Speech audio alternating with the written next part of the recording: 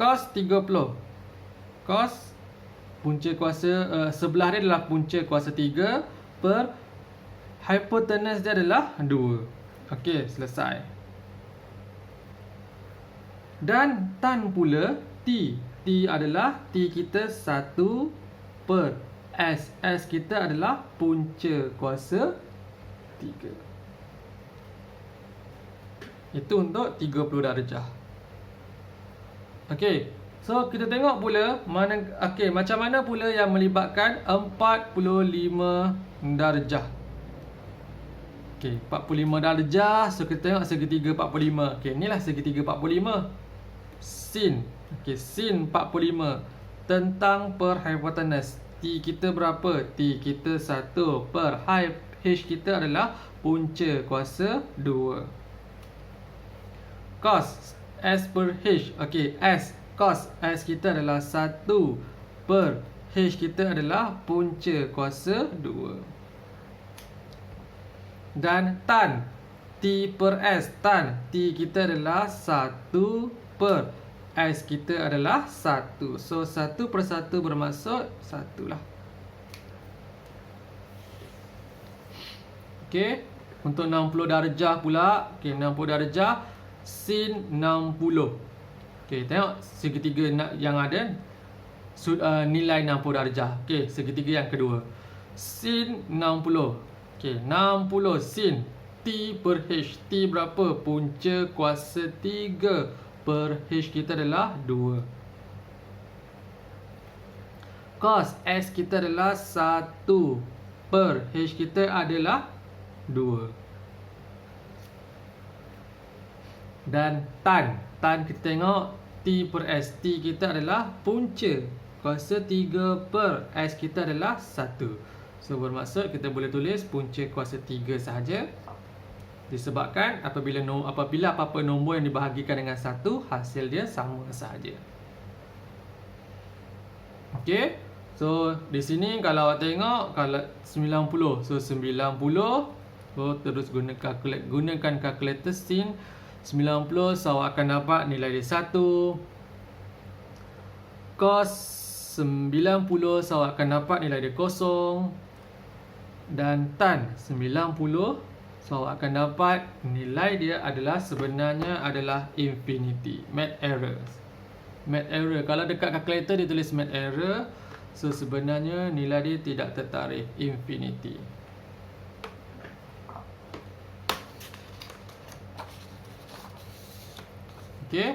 Okey, tengok satu contoh. Mencari nilai bagi setiap yang berikut tanpa menggunakan kalkulator. Okey. 2 tan 60 per cos 30. Kalau tanpa menggunakan kalkulator, bermaksud kita perlu menggunakan jadual yang kita buat lengkapkan tadi tu. Jadual yang ni. Okey. 2 cikgu kurungkan balik tan 60 darjah per kurungkan balik cos 30 darjah. Tukarkan tan 60. Okey, 2 dalam kurungan. Okey, kita tengok balik jadual kita tan 60. Okey, kita cari perkataan tan. Okey, ini perkataan tan. Kita cari 60. Ini 60. So kita tengok di sini tan 60 adalah punca kuasa 3. So punca kuasa 3 perkan dengan cos 30. Cari perkataan cos, ini cos. Kemudian cari perkataan 30 darjah. So dekat sini 30 darjah. So bermaksud punca kuasa 3 per 2.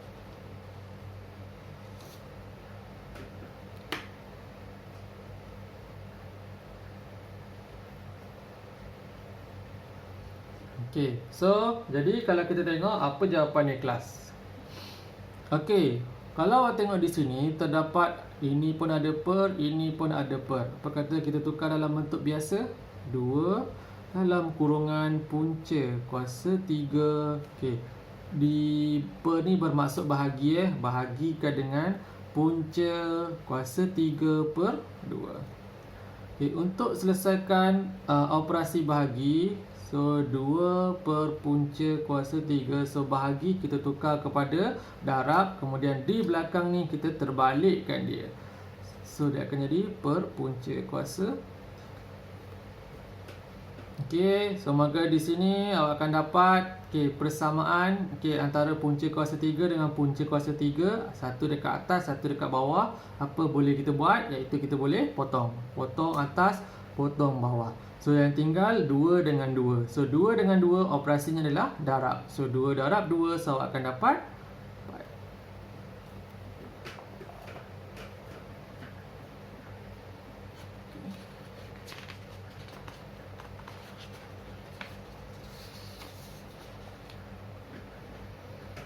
Okey, seterusnya kita tengok melakukan pengiraan yang melibatkan sinus, kosinus dan tangen, mencari nilai X bagi setiap yang berikut. Cos theta bersama dengan 3/5. Cos theta bersamaan dengan 3/5. Sebut je cos, so kita kena ingat cos rumusnya adalah sebelah perkan dengan hipotenus bersamaan dengan 3/5.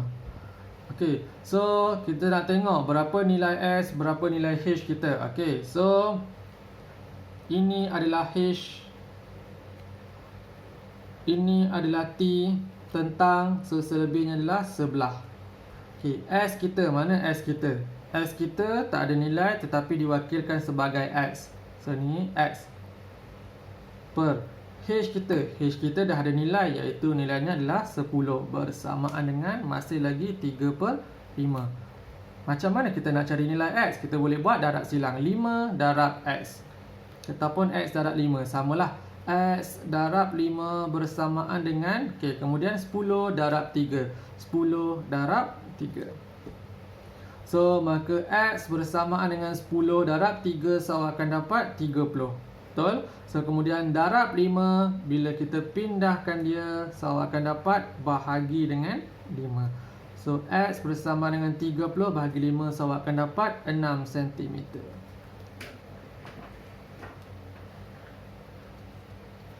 Okey.